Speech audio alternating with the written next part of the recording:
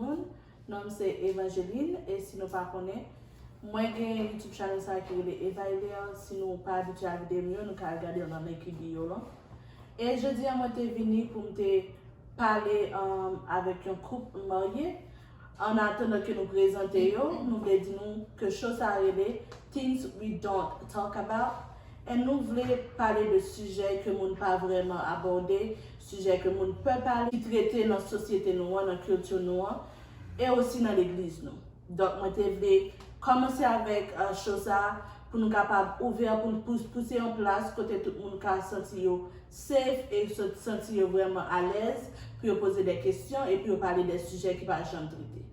Donc, ma présenté nous, c'est Adora et Élisée. C'est avec eux que nous allons premier commencer ce sujet ça, qui c'est Sexual Education in the Church, relation ou bien éducation sexuelle dans l'église, et aussi nous allons toucher point qui c'est mariage. Donc, nous devons prendre en premier pour nous discuter ce sujet ça, nous allons quitter présenter tête dans une brief introduction et elle va dire nous qui background et aussi comment on t'a fait rencontrer. My name is Élisée Mondesi, and this is my loving wife, Dora. And we met in 2012 at the church that we were going to at the time. And I dated her for about, we didn't start dating until 2 years after. Then we got married in 2016. We now have two beautiful two beautiful girls, Elisa Dora and Zuriel. I'm in the IT field. And I'm a born-again Christian. Well, hello everyone. My name is Adora Andael Adelpha Pierre Mondesir. It's a whole sentence. So I'm married to this handsome man right here, and I am a born-again Christian. Thank God. We have together, as I said, two beautiful daughters. I am a full-time student. I'll say full-time mom as well, because you never stop. And I am actually working towards my bachelor's degree on health and behavioral sciences, concentration, aging, and wellness. So I'll say that's basically it. And I speak fluently 4 languages. Yeah. Aujourd'hui, nous sommes venus pour nous chiter ensemble, pour nous discuter de l'éducation sexuelle dans l'église. Est-ce que, mais même spécialement pendant que je me lever, je n'ai vraiment entendu que je ne pas vraiment à l'église pour moi que j'ai une conversation about sexe et les dans youth, les dans jeunes, les dans le programme jeune, nous pas vraiment discuter sujet ça approfondi. Et aussi dans notre famille nous, dans notre culture nous, il n'y a pas vraiment abordé sujet ça. C'est pour ça que je voulais aborder vraiment parce qu'il y a pile de jeunes qui viennent, il y a pile de jeunes qui prennent marier, il y a pile de jeunes qui l'église. Il y a un pile de jeunes célibataires et vraiment vrai, il y a besoin qu'on ait une idée approfondie de qui ça, qui sexe vraiment. Et pour qui ça, on commence par dire, pour qui ça, d'après nous, sujet ça, il n'y a pas discuter de l'église et il n'y a pas discuter la joie dans la famille. Bon. I gotta go first. You know, in Haitian culture, I grew up in a Haitian church, the topic of sex is taboo. Like, they don't want to talk about it. All they say is, it's bad, don't do it. Mm-hmm. You gotta wait till you get married to have sex. Yeah. But they don't tell you what you're supposed to do with all those feelings you have inside, all those, your flesh is has urge. Flesh. They don't tell you what to do when you have that feeling. Exactly. They don't tell you you're supposed to like get in the word. They don't give you verses that help you fight those temptations and stuff like that. It's really not the benefit of the young people. Don't have the education about sex, because you know sex is not a bad thing. God created it. He created sex, and the reproduction of sex is to procreate, to have kids, and it's made for the holy communion of marriage. So ça me dit que dans ce sens ça, genre que nous-mêmes dans la culture haïtienne, nous sexe dans l'église, c'est pas exactement comme ça il t'a supposé gérer parce que j'en noué un jeune yo même dehors hein. Depuis à l'âge de 10 ans qu'a dit ou t'as supposé commencer à parler en petit monde qui ça qui pas approprié pour même pour l'autre petit monde t'a approché pour montrer donc son bail qui vraiment un problème t'as dit dans l'église parce que pas fait point avec Timon, ils sont en danger tout. Et ça que moi pensé de fait que n'a évité de parler de sexe dans l'église ou bien parents yo y a évité parler de sexe avec Timon yo. Mais moi vinn moi que dans manière dit as long as je pas parler de lui, maybe Timon y a évité le tout. Maybe y a pas aller sous les gens y a évité sujet comme ça Timon y a évité le tout.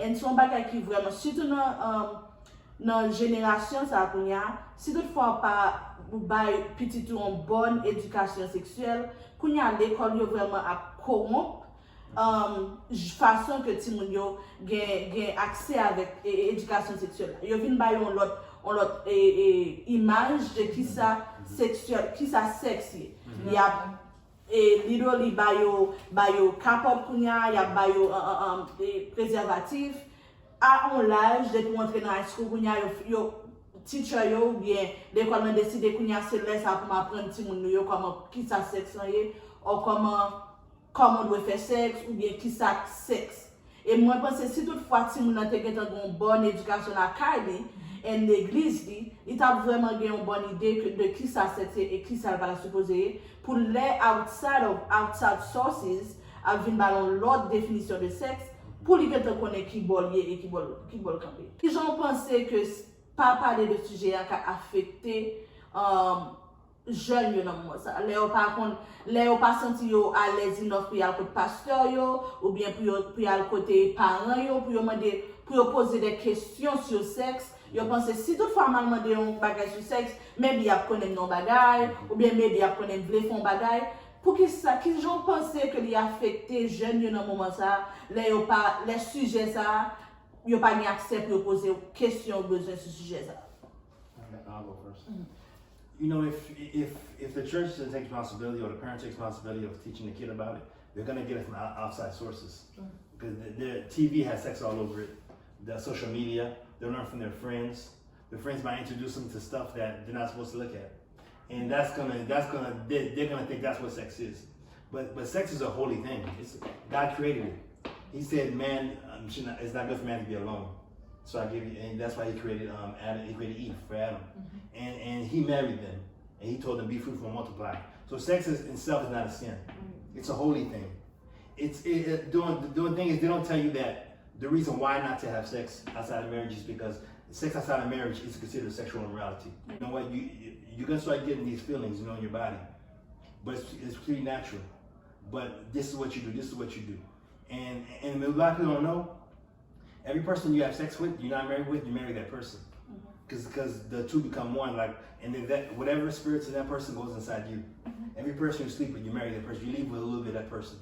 Every person, yeah. But they don't tell us that. I didn't learn that stuff till I got older. Yeah. I did my own research. I did these devotions, and I found that out. And I think also the only thing that they tell you really about sex, you go and do sex before marriage, you sinning, you're going to hell.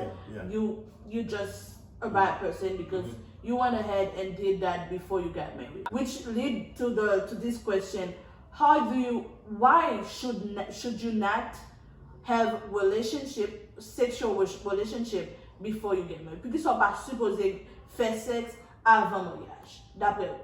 Bon moi at least 2 raisons why ou pas ta supposé faire sexe avant mariage. Sur le plan spirituel. Sur le plan spirituel, ça que je dit, c'est que avant mariage, définitivement, soit aller dans une relation sexuelle avec un monde déjà déterminé niveau, je ne pas dire niveau de réussite mariage en valien, non? Je ne vais pas dire comme ça. Mais il est déjà gâché, comme si on projet que mon Dieu déjà mis pour. Un simple exemple, comme moi-même, j'étais avec une relation avant Élysée. Donc, si que à une relation, ça, je dit, ok, bon, ça m'a marié 2 fois, blablabla, je dois dire, ok, bon, ça va rien pour nous justement entrer dans une relation sexuelle parce que nous déjà avons 2 ans en relation et peut-être que ça va marcher, tout ça, je ne vais jamais connaître. Et je ne vais jamais connaître exactement tout qui ça, puis devant, qui est capable d'affecter ça, mon Dieu, que j'ai préparé pour vous déjà, si ça fait sens. It's important for parents. If you don't do the education, somebody else is gonna do it for you. Yeah. Exactly. So it's better if you in a right way introduce your kids to what sex really is and not let them know about it from really outsourced So that's not in your belief. yeah. So they have a different belief than you have. So it's better that you introduce them to what you think it is and what you know that it is, so that they can learn from your experiences. Give me two reasons why someone should not have a sexual relation before marriage. First of all, biblically, it's considered sexual immorality because sex is made for the holy covenant, and outside of it is sin. And the other thing too is it's gonna make you it's gonna affect your spiritual life because you open the doors for the enemy, and he's gonna always have a foothold in your life because of your sexual morality, and it's gonna affect you when you get married because you never dealt with that with the stuff. Like you could have been indulging in stuff you shouldn't be in. Then when you get married, you bring that stuff to your marriage, and then mess your marriage up. You come with there's a saying, you come with a lot of baggage. You come with extra baggage into the marriage. And some stuff that I will add is basically having sex before marriage. Well, comme c'est pour moi, je vais faire ça samedi avec. I don't care. Mon pas qu'à dire ça pour faire avec. Mon pas qu'à dire et pour moi, je vais faire samedi avec. Yes, but ça fait avec quoi là, je dis, pour affecter ça et futur. Yeah. Definitely. Because ou pas qu'à enjoy plaisir sexe là, and then ou là où est conséquence, ou vle à l'école. Basically, ou pas qu'à vle ou à fond action, and then pour pas qu'à vle Pas de réaction. pas même réaction, pas vle like comment tu qu'à dire pas qu'à un word là. Cultivate. It's like you're cultivating the thing to make it grow. You don't want the result. Result, yeah. You know what I'm saying? So if you have the way to have a kid is to have sex. So if you are having sex, you can say that, oh, I'm not ready for a kid. If you are ready to have sex, you are ready to have a kid.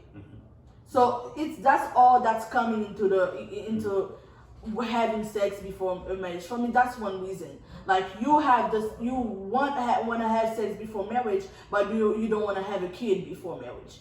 I can never understand why people say, oh, I can't have sex before marriage, but I don't want to have no kid. Somebody have to marry me first for me to give them a kid. Yeah. That's why I don't see why people will have sex before marriage, because they're not really ready for all that it comes with, you know? And secondly, I can say on why you can have sex before marriage. For me, sex, I had sex at 22. My husband was my first, and I was his first.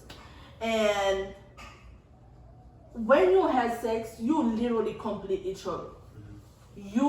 The man shape you in his shape, and you shape the man in your shape.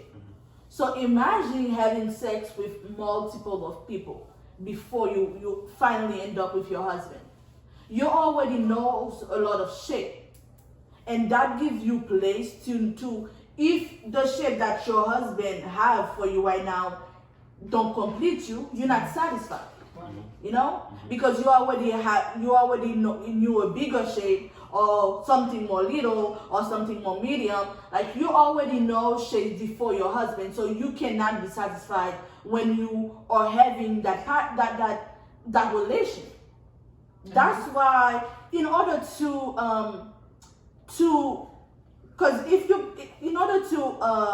avoid having some pain or some unsatisfaction, or not being totally satisfied in your sexual life in the future, you need to know that I want to know one shape. I want to be complete with one shape. I want to know one person, someone that I'm gonna be complete with. So if I have sex with my husband, I'm not gonna know, oh, I had one better before. Or this type of a man satisfied me way better than I'm satisfied right now. So you can be really saying you're gonna have to look for your own satisfaction because it's your first time doing it. So You're learning together. It gives you a wandering mind. Yeah. And it makes your mind wander. Exactly. Yeah, It gives you space to explore. Yeah. It gives you space to literally know the person and just. It is such a beautiful thing when you really learning for the first time with someone. Like The person that you it's suppose. emotional. yeah, Very emotional. it's connecting you emotionally because you said, oh, this is the only person I've ever knew this with. This is the only person I've ever experienced this with. You know, so it's just that's why when I'm raising my kid, that's what I'm gonna tell them. You don't wanna let somebody shape you, and when it's time for you to meet your husband, it's causing something bad in your relationship. Thinking about like, you know, this can shape you, like knowing one shape, oh, why not? So I would say, like, what about the youth, like not knowing exactly what this means, knowing one shape? Like some of them are learning as you were talking before, Eli, like about masturbation and pornography. So all these shapes, like I would say, multiple partners. So I would say, or even homosexuality. Yeah. So I would say that having all these bad shapes shaping your mind and your perspective of what sex is supposed to be, when God brings you someone and blesses you with a family and you go in there with all this baggage, the shape that you have in your mind is gonna clash with the white, with the white shape that you're supposed to be in.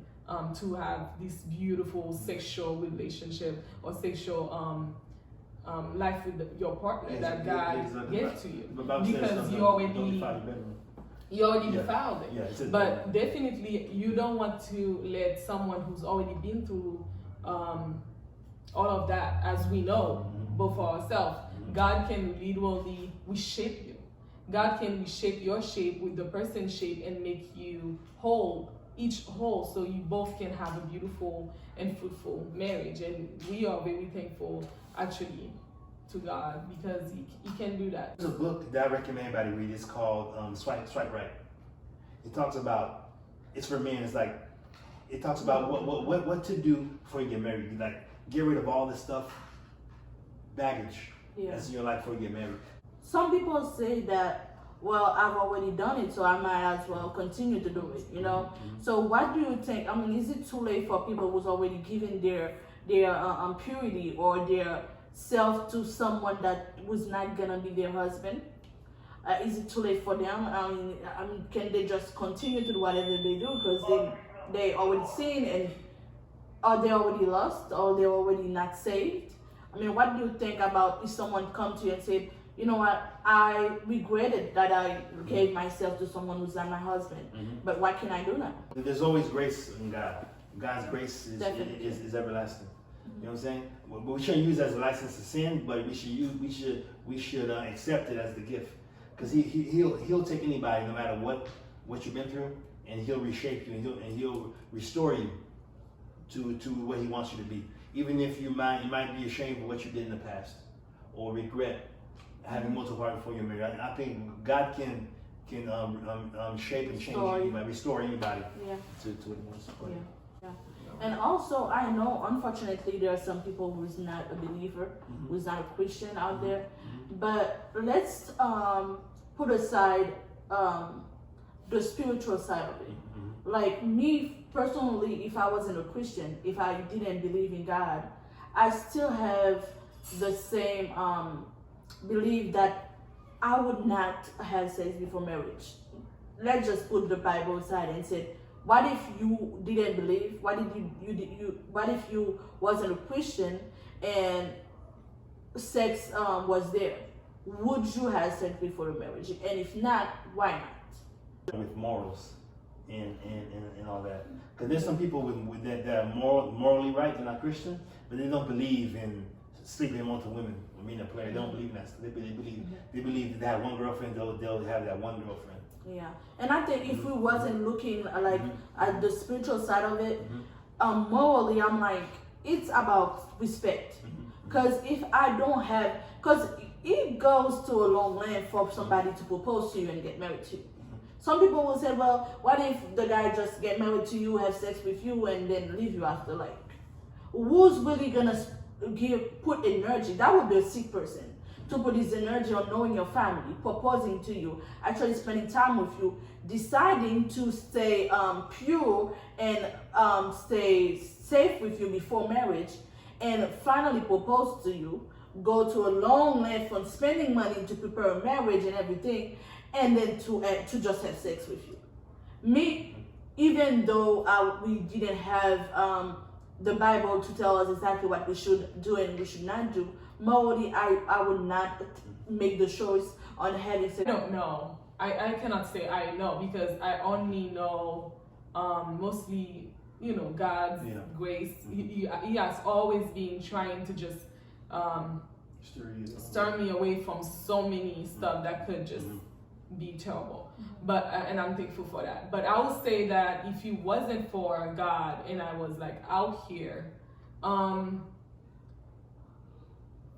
it probably wouldn't be good. Probably wouldn't be good. Yeah, without grace of But, God, yeah, because I don't think I'll be where I am now. no, I don't think you would have been great. Yeah. Yeah. Because we'll be still living by the flesh. Yeah. Giving into living by the flesh, Yeah, giving into it, and just yeah. that's what That's I'm saying, but you don't If we believe. didn't believe, We like, probably would would have had sex for marriage. not work. Yeah, I probably would have had sex before I got married. Yeah. Really? Yeah, because I'm a guy, testosterone, range of hormones. Yeah, and I feel like I Wow. was born with my flesh was kind of like Cause always you know, all over cause the place. So because it's not even that. It's like the level of spirituality. Like Yeah. you knew God, yeah, since That's you was what I'm young, saying, and I but thank you God for that. wasn't really mature enough in your spirituality. You wasn't really at the level where you are now. Yes, you go to church. Yes, you had a relationship with God, but you still chose not to do it. But not I on didn't not on choose. the level. Okay, let me be truthful. Can I? Mhm. I didn't exactly choose not to do it. I would say every time that a situation was there to go further than it was supposed to be, I'll say that God stepped in. Our experience is different Right. because me, So I didn't know. I just always felt like I do not want to do it before marriage. But go baptiser, but go like vraiment have a solid relationship with God. I was like what? I was young, and my relationship with God was young as well, and my experience in the church was young. So I still chose not to do it in front before marriage, because for me, it's just not something that I could put myself in. I don't like the embarrassment at all. So it's like the embarrassment of it all. Like imagine giving yourself to somebody that you're no longer with, and you are now with your husband, and y'all meet. You just bump into that person with your husband. It's awkward. Like it is awkward because you let something happen with that other person, but it's not gonna be awkward when you know you respected yourself in the relationship you had previously. Because I know they can't look at him and say, "Oh," I've known that already. You're just married to it, Yeah, I just don't feel so embarrassed of that encounter. I would not feel embarrassed for him to meet him at all. I would say that, because knowing the way that I cannot say that my situation was like the same as anyone who went through relationship and slept with the person before the husband.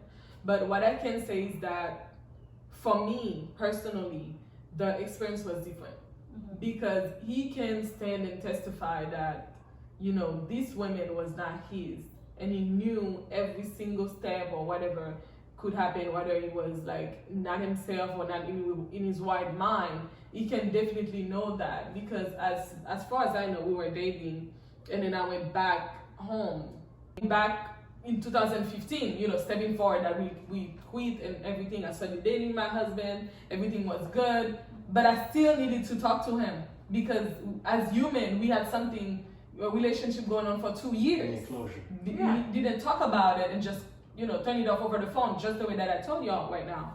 And then it was like we met, and then he was talking about, oh my God, I went and checked that person that you're dating. He's an amazing guy. Like, you want, like, definitely this is something that he looks great. He looks like a great person. I'm like, he is. And I just wanted to talk to you, just to have like this, every single patches that was like, left open, just talked about it. And then just kind of like close them down and just like move on. and he just was explaining and everything like that. But that's why I wanted to, to just Yeah. keep going on. Okay, just now to end the conversation about sex before marriage, sex education in the church, we want to go ahead and ask that question. As parent of two beautiful girls, oh my God. Now, what is the advice you will give other parents on how should they start to speak on sex with their children, or do you think you're gonna go about the subject with your kids? How are you gonna abort the subject and talk about it with your kids? Like my wife said, I think 10 years old is a good time to start talking about it. Let them know what's inappropriate. And once they have the understanding of who they are, they know they're a boy, they're a girl, then that's when you should talk to your kids. Let them know that no one should touch you in your special place, or not even mommy and daddy. Yeah. No one to touch you there or there. It's inappropriate. It's not good. Then when you get to age enough then you can talk to them about sex. Yeah. In America, they call it birds and the bees. That's what they call it. Yeah, and I think if you have a teenager as well, the three main things that you should let them know that sex is, God created sex basically for procreation, pleasure, and relationship, and that's basically why God created it. If you don't have a relationship in front of God, you don't have a relationship in front of your society, your culture, which is your marriage. That's the relationship that the Bible is talking about. So it's to procreate, to enjoy, to have pleasure in it, and as well to be inside of the marriage. So you can start with that, and there's a lot of verses about that, about how to talk to your kids. You can check Genesis 2:24, Mark 10:6-9, Genesis 9:7, Ephesians 5:31-32. It's a bunch of verses that I plan on talking about my kid with about sex, and let them know exactly what it is. And I think the church should now have like Bible study about that, and also have group meetings to let the youth know exactly what it is. Why are they trying to keep them away from it before they get married? And go into deep with this in the subject, and not just being brief about it. Because I know a lot of you have a lot of questions, and we don't have time for a lot of questions right now. They had some questions for you guys about a lot of things that had to do with marriage, but in our part 2 of this talk show, which is things we don't talk about, we're gonna touch this marriage subject. How do you know that this is your husband? What is a deal breaker in marriage? A bunch of questions about the marriage subject, but we're gonna close this year with the sex. And if you have any question, you can leave it down below so that we can answer in our next segment. And as well, I'm just gonna let y'all know, we're not judging anyone. We're just talking about the subject and being more open about it and telling our perspective of it. And we're gonna be done. Thank you for tuning in our show, and thank you for watching things we don't talk about. I am excited, and stay tuned for part 2. Bye. Thank you guys for coming, and I look forward for the next segment. Happy Mother's Day. Thank you. Happy Mother's Day. Yes, happy Mother's Day, everybody. Bye bye.